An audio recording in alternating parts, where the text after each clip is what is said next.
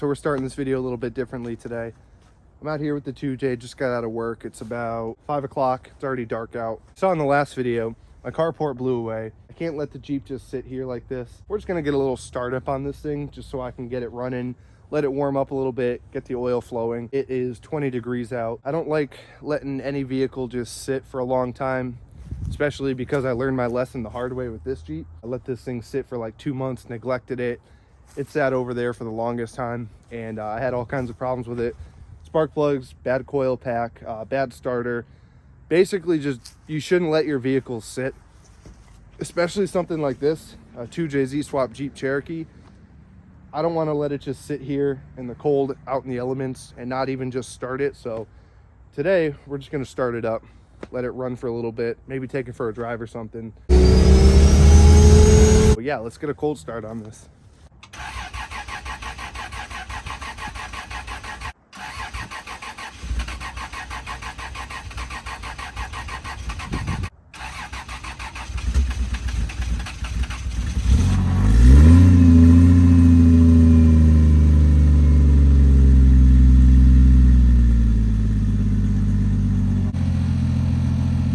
So yeah, I'm letting it warm up here.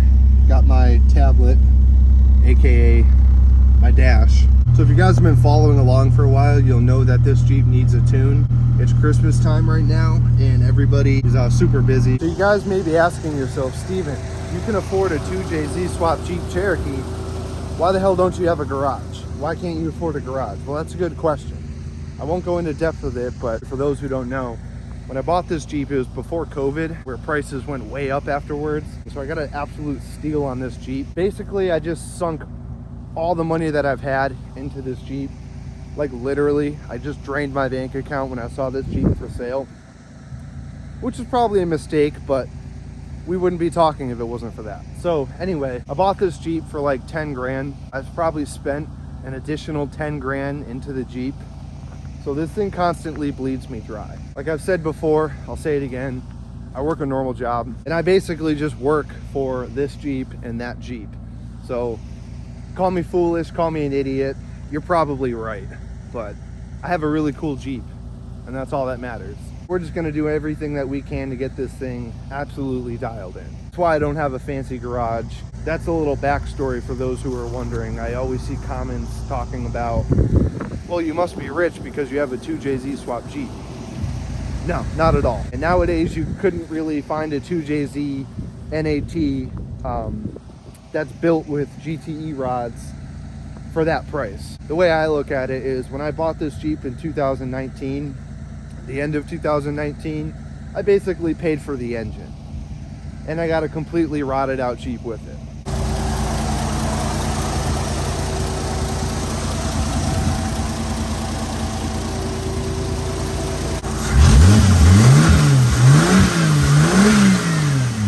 I'd say she's about warmed up.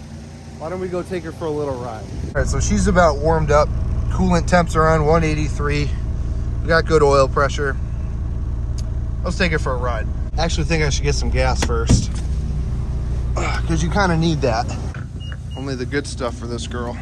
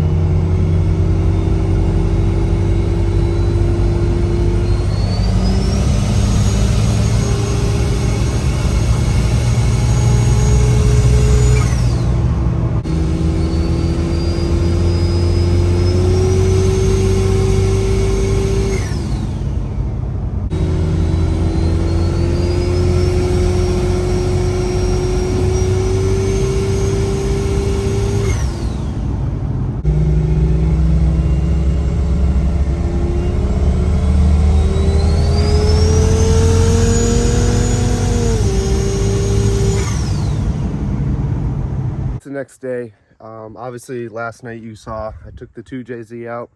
It was like 20 degrees out. It was really cold, and we might have some problems. I think I almost blew the 2J up. So during those pulls that you guys just saw, I don't know if you noticed, but I didn't really notice right away. It took me a while, but my air to fuel ratio gauge actually spiked up to about 17.8, which, if you don't know, is very lean. With a turbo car, you want a proper air to fuel ratio in order to maintain performance and make sure you don't shit up. So if you guys have been following for a while along with the build, you'll know that this thing is basically untuned. Well, it has a tune, it's just a really tune. Unfortunately, this thing leans out on high throttle under boost, which again is not good at all. Some of the things that can happen is when you run lean, you run really hot, which will eventually melt a hole in your piston. Your engine will go kaboom, and you'll shoot a piston out the side of your block, which nobody wants.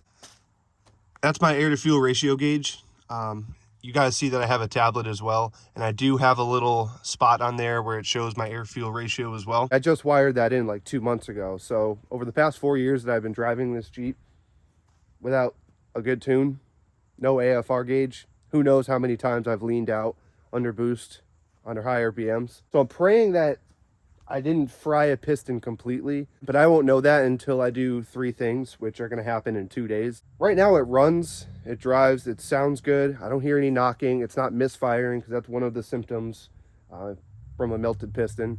The only way to know for sure is to do a compression test, which requires pulling each spark plug, putting a gauge in there, and cranking it over while you unplug your ignition. So you don't have ignition, it's not going to start, and you just let it crank. When you do that, you're looking for constant pressure of each cylinder. Let's say every cylinder maintains 150 within, I think, like 10 to 15 psi difference is allowable, but anything more than that, you probably have an issue. So after you do the compression test, which I'm going to do Tuesday, I'm meeting up with my tuner. It's finally happening, guys. Been talking about it for a while, but it's actually happening now. Regardless, like I said, even if we see damage, the damage is already done, so I'm probably just going to tune it anyway, and yeah, go from there. And then we'll worry about doing a piston swap down the road. But if it's really bad to the point where I can't drive it, which I don't think it is, like I said, it doesn't misfire. It smokes a little bit, but again, it's been really cold out, so it's hard to tell what's smoke and what's vapor. That's the plan for the 2J. It's currently Christmas Eve right now. Tomorrow's Christmas, so nothing's getting done today or tomorrow.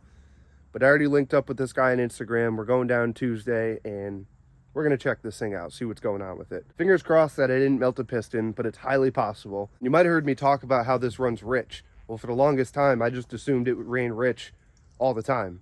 Well, it runs rich on idle, and when you're cruising around, it runs rich. But as soon as you hit the gas, start to build boost, it spikes up, goes to like 16 air fuel ratio, which again is not good. It can lead to pre-detonation, which can blow your engine up.